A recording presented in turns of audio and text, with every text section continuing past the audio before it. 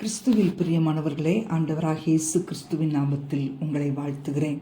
மத்தேயு 6:25 ஆகையால் எண்ணத்தை உண்போம், எண்ணத்தை குடிப்போம் என்று உங்கள் ஜீவனுக்காகவும், எண்ணத்தை உடுப்போம் என்று உங்கள் சரீரத்துக்காகவும் கவலைப்படாதிருங்கள். நாளைய தினத்தை குறித்தும் தன்னுடைய எதிர்காலத்தை குறித்தும் மனிதன் எப்போதும் கவலைப்பட்டு கலங்குகிறான்.